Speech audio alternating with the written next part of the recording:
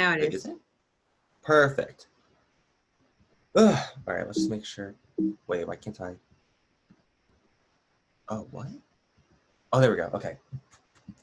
Hope that worked. All right. All right. Good afternoon, class. My name is Josh Lin, and today I'm going to be presenting my self-assessment speech.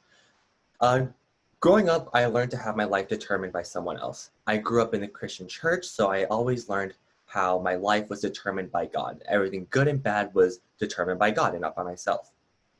But as I continue to grow and learn and develop my own character, I've learned to keep some aspects of my younger self and continue getting new traits that make me a better person.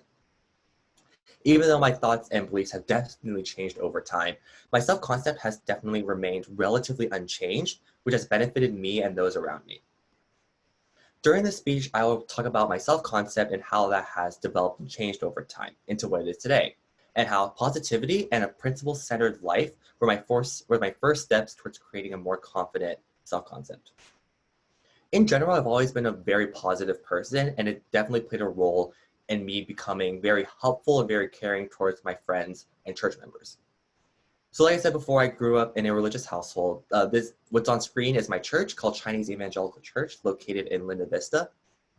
And being a Christian taught me how to be kind and caring towards others, from cleaning up the basketball court to introducing newcomers to the church and getting them feeling really welcomed at church.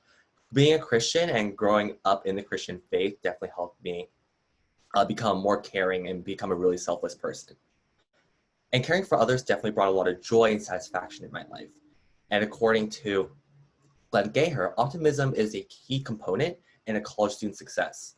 So there's a common myth that a high schooler's success in high school determines their success in college. And basically, Glenn Gaher did a study to basically prove that myth was true or false.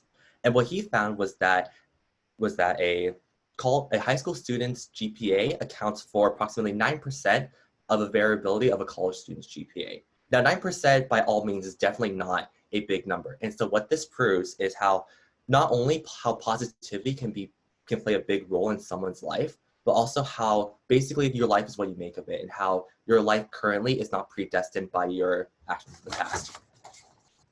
And high self-esteem is very effective in one's life. And my self-esteem growing up was very much based on how much of an asset I was to other people. And even though I've learned to be very caring and kind towards other people, it inherently taught me how to define my life based on what others thought of me and how much of an asset I was to them. I started to care more about other people's opinions rather than my own, and started to care about what they thought of me and them developing my own self-concept rather than myself. I centered my life upon good grades in my community, including my friends and my family. But that also meant that whenever something bad happened in my life, that I would always place the blame on myself, and that I would always place mistakes that were happening in my life or bad events into my mistakes and how I could have done better. And having a very low self-esteem not only isn't just a lack of confidence, but it also creates many consequences for a person outside of their personal life. According to de Beaumont, he did a study to see if a lack of self-esteem correlates with lower earnings and and obesity. And so de Beaumont and Gitz conducted this study, and although there were no hard conclusions that were made, there were definitely correlations that were noticed. One of the correlations was that males seem to have an internal response to excessive body weight, which was measured by a lack of self-esteem that was associated with a decrease in future earnings. So here we see how a lack of self-esteem doesn't just affect you personally, but can also affect you in many other aspects of your life as well. So because of this lack of self-esteem, it definitely created many negative effects in my life, such as lower grades. I was just very depressed and didn't have a clear focus in life. So by the end of high school, I decided to go to therapy for the first time. And I knew that, and through therapy, I was able to vent out my problems, but unfortunately, I wasn't able to figure out this mindset change. I knew that my mindset and my self-concept was based upon others, but I didn't know what it needed to change into. And it wasn't until I joined this class and I started reading the 7 Habits of Highly Effective People that I found tangible ways to become a better, more self-efficient person. In Covey's book, he argues that a principle-centered life makes you an effective interdependent person and a communicator. It also makes you more comfortable with your decisions. And this was not only revolutionary to me, but I also was able to figure out what principles my life could be centered upon. One of these principles was knowing that in order to be an asset to my friends, that I need to be the best version of myself as I can be. So for example, let's say you're taking a math test and you need a calculator to solve problems like multiplication, addition, subtraction, etc. And so the calculator is there to help you. But if the calculator is broken, then it basically is useless. It cannot serve as an asset to you. So that's just an image or an example that I've been using to kind of make this trait principle very fundamental, and also know that I cannot help others without being the best version of myself. So through this, I've been able to create my self-concept that has been centered upon principles and positivity.